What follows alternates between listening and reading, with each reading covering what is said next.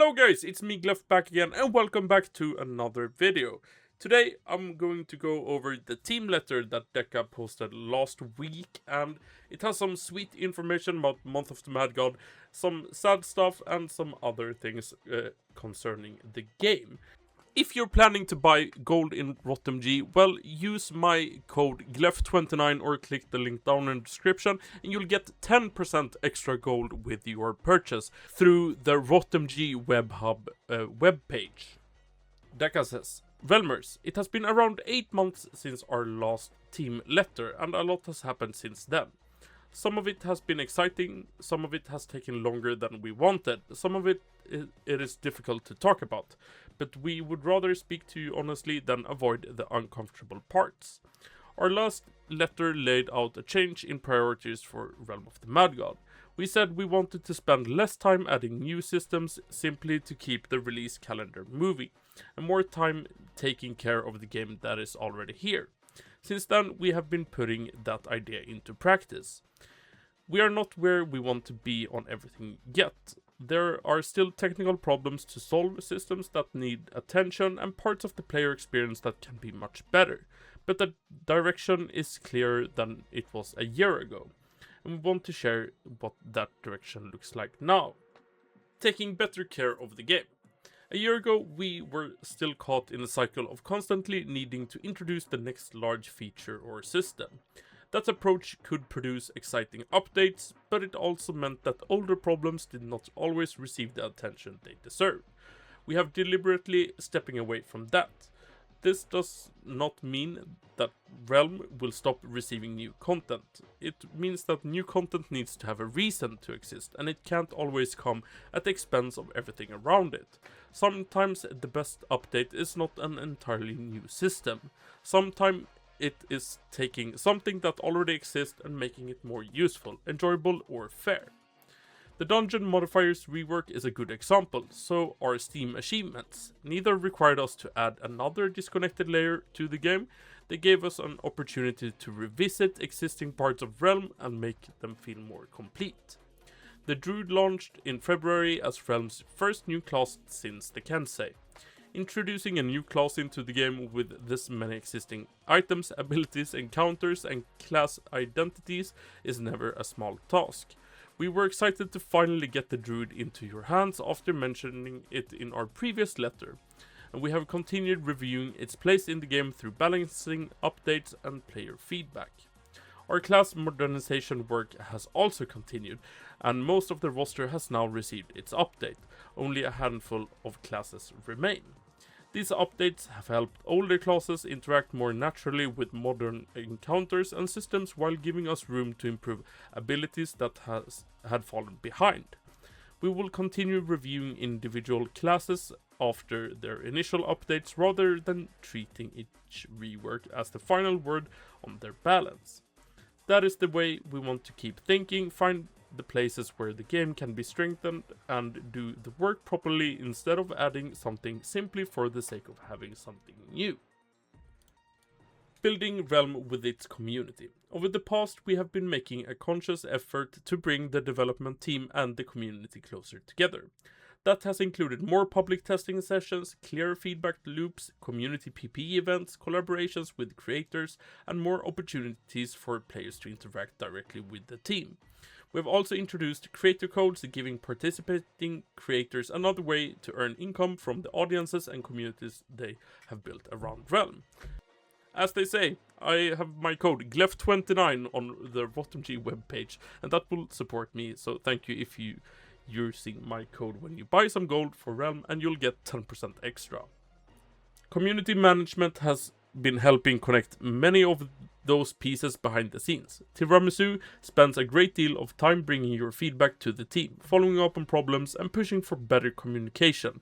She appreciates how willing many of you have been to speak openly with us, and I think this is really true. Tiramisu is listening a lot in the normal RotMG Discord, and I really appreciate her doing that. And also in the content creator and testing Discord, she also spends a lot of time answering our questions and problems and thoughts about the game, so that is very nice. Fair play and enforcement. When we wrote our last team letter, anti-cheat work has still largely described as an ongoing fight. Since then, we have built a much stronger enforcement framework, improved our internal tools, and created more consistent process for reviewing reports and taking action. A large part of that progress have come from the Realm Guardian program and from players continuing to report suspicious activity.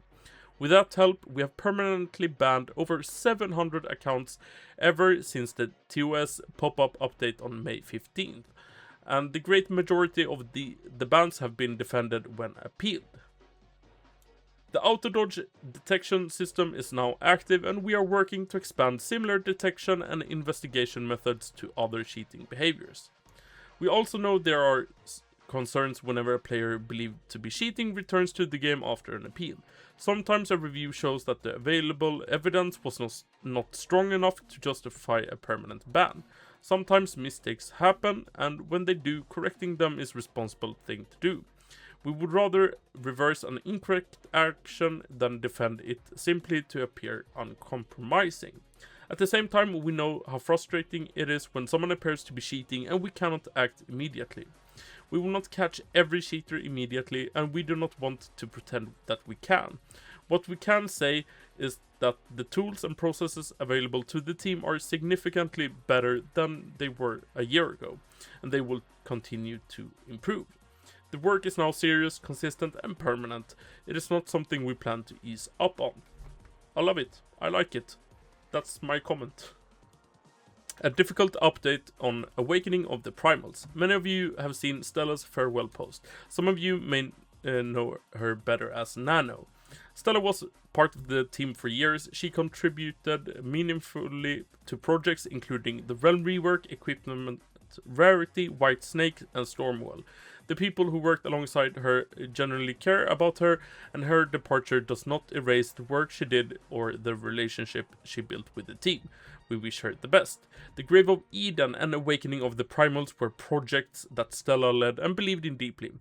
With her departure, we have to look honestly at where that work currently stands. The vision being developed was closely connected to her direction and her ownership of the project. Continuing it in the same form without her is not something we can responsibly do right now. We're not going to pretend otherwise or continue presenting it as though nothing has changed.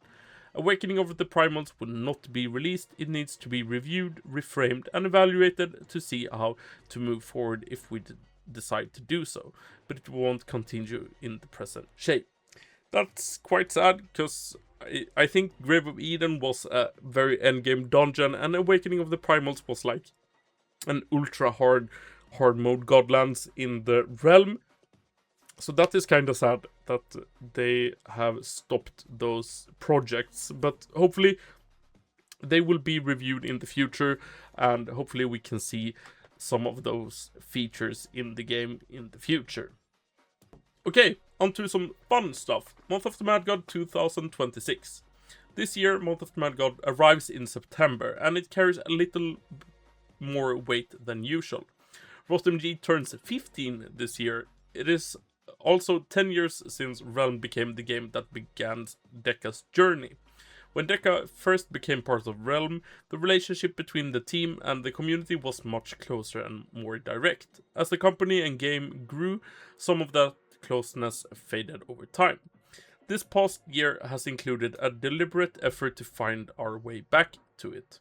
Month of the Mad God 2026 will be the first point where many of those efforts come together at once.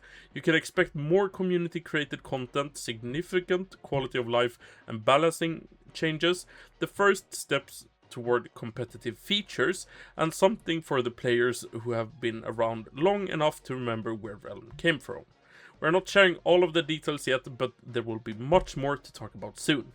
Okay guys, just here, competitive features. That's very, very interesting. I think that's very, very interesting, and I'm looking forward to more community created content, significant quality of life updates, balancing updates, and the first steps towards competitive features. I really like that. And that's everything for the team letter. It's sad that the projects of the Realm Awakening, Awakening of the Primals, and Grave of Eden has stopped, but yeah, it's nice to hear some information from within DECA about the game. I'm looking forward to it. I really like the Neo Alien event right now. I feel like it's really, really nice, so I'm having a blast in Realm. And yeah, what do you think about this? Are you hyped for Month of Mad God in September? I certainly am very hyped about that. So yeah, subscribe to the channel, like this video, comment what you think about this team letter, use my code 29, Gleff29, and I'll see you guys later in another video. See you later, bye bye.